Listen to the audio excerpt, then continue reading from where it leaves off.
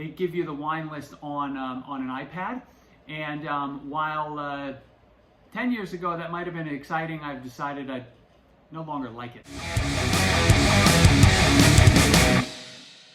Hey, welcome back to Drinking It In. I am your host, Chris Casara, and we are here to help you know more and drink better. And today we are taking a look at the Capital Grille Providence wine list, and we're gonna go through my strategy for wines by the glass. If you were to dine with them, they were nice enough to send along a PDF of the of their menu. You know, as you know, if you haven't been to the Capital Grille, they give you the wine list on an iPad. And while 10 years ago that might have been exciting, I've decided I no longer like it. So I really appreciated them sending along the PDF, because I took some really ugly pictures that I'm not going to share with you, but at least I can show you a nice pretty PDF as we walk through how I would go about picking a wine off of this list to drink. Now, philosophically, or from a methodology perspective, right? What I like to do when I look at a wine list by the glass is just kind of do an overall assessment, right? Typically, if there are big, well-known brands on that list, there's a higher markup on those, and there's really less value for you to gain from ordering a wine by the glass off of from a big brand. Now, if you like Santa Margherita Pinot Grigio, and that is what you drink, and you will always drink that, and you see it on the list and you're like, I gotta get it, well, God bless, more power to you. But that's just not how I operate, because I want to be able to try things at a restaurant that I can't get at home, or that I maybe can get at home, but the price of a bottle is a bit much, so paying for a glass is a good idea. First, I start with sparkling wine, and then ultimately move from white to red. But for me, it's either a sparkling or a white decision to kick off the meal. A bunch of good options on this by the glass list. Stromsberg, really great producer, generally good value. Both of these, both of the options here would have been viable. It just wasn't in a sparkling mood, so didn't go that route. So let's move on into the whites, and what would I choose off of this list?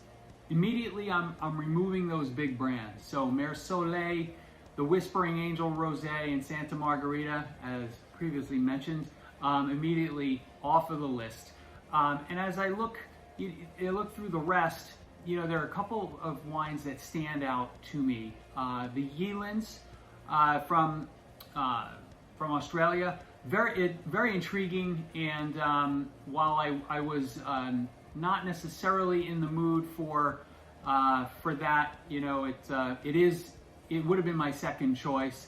In this case, right when I saw the Diatom Chardonnay at $20 a glass, a touch on the pricey side, but given that I've had that one before, and it comes from the Brewer Clifton winery lineage, I knew that would be a winner, and that would ultimately be my choice for the white wine on this list.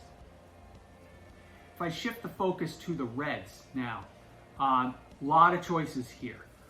Typically for me, even though I love wine and I'm not afraid to pay up for it, in the right circumstances, when wines get above $30 a glass, it kind of makes me pause. It scares me away.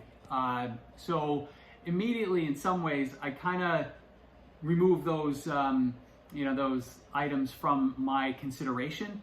There are a few intriguing wines under that level that caught my eye, and so I feel let's go through them. The Hall Merlot. If you like Merlot, which there are very few of us, this would be a good choice. I was not feeling in a Merlot vibe, so I did move forward to a different choice. But it's a good wine. I've had various vintages before. Would be a worthwhile one to order.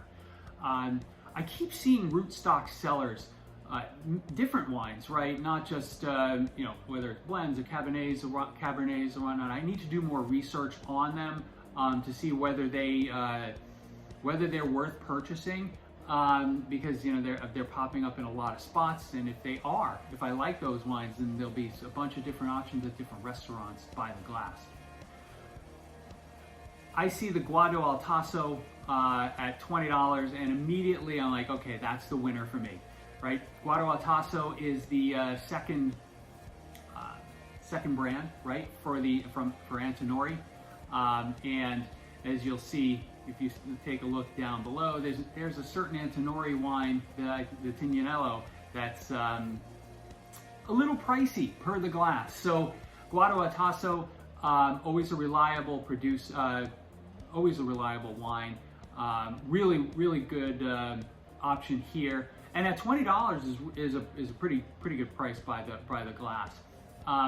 What you'll notice sometimes, if you know about wine pricing, like if you were just to buy a bottle at retail, generally, the per the glass price is going to be right around what you'll pay for the bottle. So if I go back to the Diatom Chardonnay, right, by the glass it was $20. The wine is generally between 22 and 25, so kind of in the right range, right?